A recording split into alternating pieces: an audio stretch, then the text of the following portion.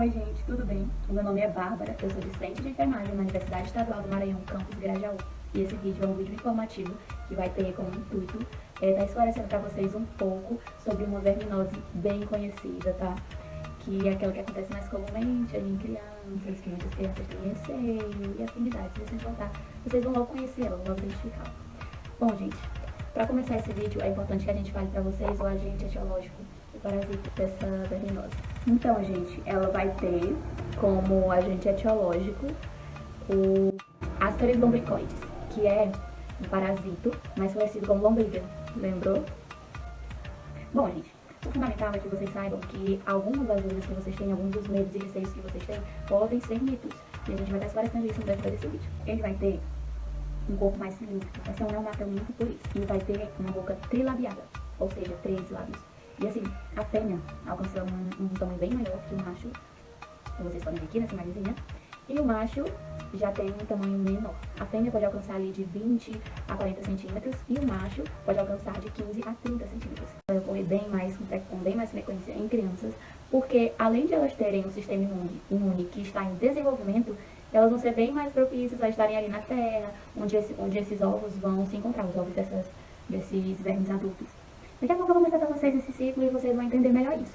Mas é importante vocês saberem que a prevalência vai ser em crianças, mas isso não significa que não vai ocorrer em adultos também. Até porque essa infecção ela vai ocorrer em lugares com menos higiene, condições sanitárias baixas. Isso vai acontecer nos países subdesenvolvidos, países mais pobres. E aí vocês já podem ter mais ou menos uma ideia.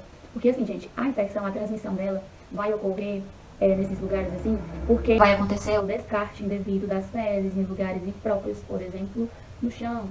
E aí vem outra pessoa e vai estar passando por aquilo e vai acabar sendo transmitido. Lembrando que a transmissão vai ocorrer por inalação, sabe? Por ingestão, desculpa. Vai ocorrer por ingestão. E assim, vai ocorrer através de alimentos, da alimentação, da água contaminada, comidas contaminadas. E também pela terra mesmo. Ser ingerida no caso das crianças. Criança ama a terrinha. Além disso, gente, o Brasil é um dos campeões em doenças parasitárias. E uma das parasitoses predominantes por aqui, de norte a sul, é a ascaridíase, causada pelo Ascaris lumbricoides. Estão passados? Os ovos eliminados com as fezes contendo esses embriões de ácaris no interior, após alguns dias, eles vão estar dentro desse ovo e esse embrião ele vai se transformar em uma larva, que aí, depois de passar por duas transformações, ele pode sim infectar quem ingerir. Esses ovos vão poder contaminar o solo, a água ou os alimentos. Esses ovos infectantes ingeridos vão liberar larvas no duodeno, no intestino delgado, e aí eles vão ser livres agora. E aí dessas larvas vão atravessar a parede do intestino delgado, daí vão alcançar a corrente sanguínea. A partir daí, já vão alcançar os pulmões, onde vão sofrer novas mudas. E após eles estarem maduros, vão migrar para a próxima cavidade bucal. Assim, essas larvas vão ser levadas pela corrente sanguínea e lá vão amadurecer. Daí vão penetrar as paredes dos alvéolos, sobem pela traqueia para a garganta.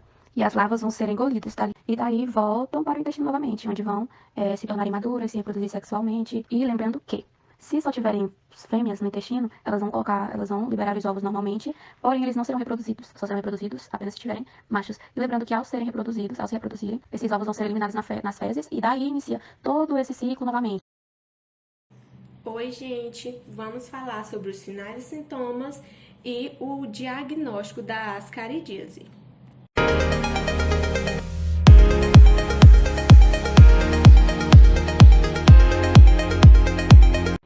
Então, vamos começar. Quando as larvas elas migram para os pulmões, podem causar tosses, sibilos e ocasionalmente hemoptise ou outros sintomas respiratórios nas pessoas sem exposição prévia. Os vermes adultos, eles em pequeno número, geralmente não produzem sintomas gastrointestinais. Embora a passagem de um verme adulto pela boca ou pelo reto possa levar um paciente assintomático a procurar um serviço de saúde. A obstrução intestinal ou biliar, ela também ocorre e ela pode causar cólicas abdominais, náuseas e vômitos. Também pode ocorrer a icterícia, que também é um pouco incomum. Até mesmo as infecções moderadas, elas podem conduzir à desnutrição em crianças. A fisiopatologia, ela não é conhecida e ela pode também incluir competição por nutrientes, prejuízo de absorção e redução de apetite.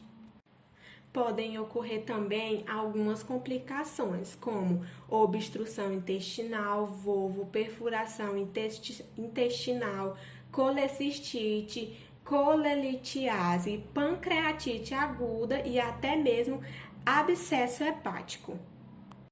Vamos falar agora do diagnóstico. O diagnóstico ele é baseado no clínico e no laboratorial.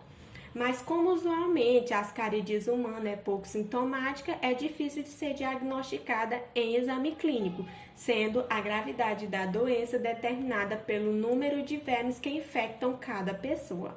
Como o parasito não multiplica dentro do hospedeiro, a exposição ela continua a ovos infectados. É a única fonte responsável pelo acúmulo de vermes adultos no intestino do hospedeiro. Já o diagnóstico laboratorial é feito pela identificação de ovos nas fezes. Em fases precoces da infecção, ou seja, quando as larvas estão passando pelo pulmão, o exame de fezes é negativo. Portanto, os primeiros ovos só aparecem nas fezes cerca de 40 dias após a contaminação do paciente. Como as fêmeas eliminam diariamente milhares de ovos por dia, não há necessidade nos exames de rotina de metodologia específica ou de métodos de enriquecimento, bastando a metodologia de sedimentação espontânea. É importante também ressaltar que em infecções exclusivamente com vermes fêmeas, todos os ovos expelidos serão inférteis, enquanto em infecções somente com vermes macho, o exame de fezes será constantemente negativo. E existe também o diagnóstico diferencial, que ele é baseado na estrongiloidise, amebise, apendicite, pneumonias bacterianas, entre outras verminoses. O tratamento da ascaridíase é baseado em medicamentos que vão agir no controle de geoeumintos. Esses medicamentos são o albendazol, o mebendazol e a ivermectina. O albendazol ele pode ser administrado em doses únicas de 400 mg para adultos e doses de 10 mg por quilo para crianças. O mebendazol ele não é indicado para mulheres grávidas e ele pode ser administrado em doses de 100 mg duas vezes ao dia durante 3 dias consecutivos ou uma dose única de 500 mg. Já a ivermectina ele é administrado em doses de 0,1 a 0,2 mg. Lembrando que esses medicamentos eles não têm ação contra as larvas, eles só vão combater os vermes adultos. Por isso, 3 meses depois do tratamento, é necessário voltar a fazer os exames de fezes para o controle da cura. Em casos mais graves da ascaridíase, como obstrução intestinal, é utilizado um medicamento chamado piperazina, juntamente com óleo mineral. Se esses medicamentos não resolverem o problema, então é necessário intervenção cirúrgica. Dentre as medidas profiláticas para a ascaridíase, existem 2 ações importantes: a educação em saúde, que pode promover uma conscientização da população e melhorar as medidas de prevenção, e as medidas de saneamento. Uma das principais causas da disseminação dessa infecção pelo mundo é a falta de saneamento básico, então isso é muito importante. Outras medidas profiláticas é o consumo de vegetais cozidos, evitar os vegetais crus, lavar bem as verduras, manter uma boa higiene pessoal e durante a manipulação de alimentos. E a partir do momento que você tiver um diagnóstico parasitológico para essa infecção, começar imediatamente o tratamento.